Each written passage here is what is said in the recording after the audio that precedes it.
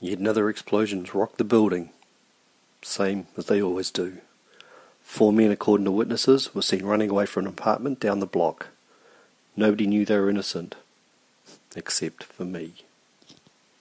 The explosions were happening with such frequency that the walls were spiderweb with cracks.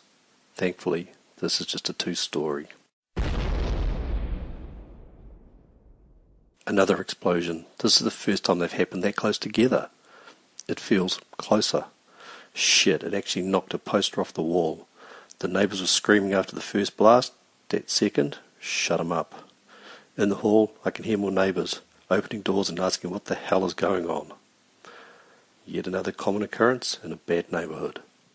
Past 2 weeks there have been at least 25 bombings, or explosions, or booms, whatever the hell you're going to call them. Whatever they are, the message is delivered loud and clear. He's out, and he knows I'm close. We all know he's not the type you flip on. I don't know what the fuck I was thinking. They promised me more than some little shithole apartment in Midtown. Looking back, I know I screwed up, and now I know the devil's on his way to collect, with a smile on his face. When I first met the clown, I was getting my ass handed to me by him and his girl Harley. I was working for one of the other big bads in town, Two-Face, trying to steal 2 twin-barreled Gatling guns, when apparently the Joker decided he wanted them too. The ruby red lips and green hair looked goofy from far off, but when he's swinging a goddamn chainsaw at your head, they kind of make you want to shit yourself. Same goes for Harley and her get-up. It was the strangest thing. Harley had crippled me with this giant mallet she was hauling around at the time. She'd broken my legs, laying me up in the hospital for almost 4.5 months of healing and rehab. The time in the hospital had convinced me my crime career was over after only 4 short years. And I was kind of glad. Getting kicked in the head by a dude in a batsuit and a little kid in a Speedo isn't as fun as it sounds. So anyway, the day I got out, I learned my life of crime had only just begun. A limo was waiting for me. As a kid that grew up in Gotham City, I'd never ridden in a limo before. Needless to say, Bruce Wayne, I ain't. Door pops open, and me and my bag are shoved inside, where I come to face with my nightmare. The 2 people that haunted my dreams for 4.5 months. The 2 people that put me in that damn hospital in the first place. The Joker and Harley Quinn. Let's just say, they made me an offer I couldn't refuse. Join them, or die. Now, I don't know about you, but as shitty as my life is at times, I've grown to kind of like breathing. Call me crazy, but I said yes. And with that one 3-letter word, I kicked off a 9-year rampage of bloodletting and bank robbing for probably the craziest son of a bitch goth the world has ever fucking seen. By year 4, I was the only member of my original crew still alive, making me the only person other than Harley, of course, that Joker would even half-assed pay attention to. When I say that, I don't mean we swapped recipes and shit. I mean, he kept me around and didn't kill me. Which I guess does mean a lot, though, since 4 others that joined up when I did were dead within a year. Now, you're probably wondering how and why, as Joker would put it, I turned stoolie. Joker was taunting Penguin, and the Bat to a lesser extent, as he liked to do, by going after winged art and destroying it for shits and giggles. Some folks like to think Joker plans everything out. Well, despite what Hollywood types like to tell you, his plans usually go something like, Scarface is doing what? That reminds me of a joke. Or Riddler did what now? That's not very funny. It'd be better if he did, hell with it, I'll do it myself. He doesn't care if the body count is rising, just so long as he gets to create a little havoc and tell a twisted joke.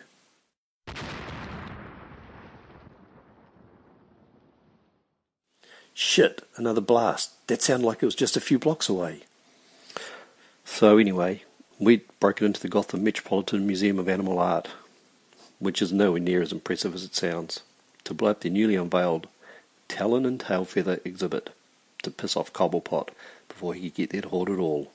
The Bat was waiting for us. Long story short, Batman stopped us, and Joker and Harley got away. I woke up in cuffs in the police station.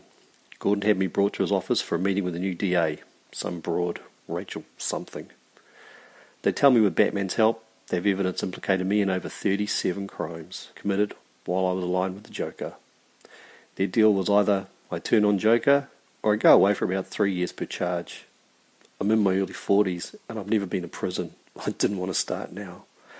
Plus I've been thinking of getting out again, I have a list of injuries that just keeps growing, and 7 years later, getting kicked in the head with an armoured freaking boot still hurts like hell. But when you work for the Joker, you can't just retire and move to the beach. Either you die on the job, or Joker kills you because he's feeling blue today. So once again, I said yes, thinking this was my best and last chance to get out. They told me I'd get immunity, an apartment in West Coast City, and a job. I'd be put in Whitpro here in Gotham until after Joker's trial started, but first they had to catch him. Their goal was to arrest him, hold him in Arkham till the trial, convict him, and lock him in Blackgate until he takes his last breath. So this one night, Joker starts blowing shit up. It took Batman, Nightwing, Batgirl, and Robin to stop him. The DA's office finally had their chance. They arrest him. He's sent to Arkham. The trial begins, and as you might have guessed, Joker breaks out of the asylum. That was 2 weeks ago. When the trial started, the witness list was released to the defence. Somehow Joker got a hold of the list.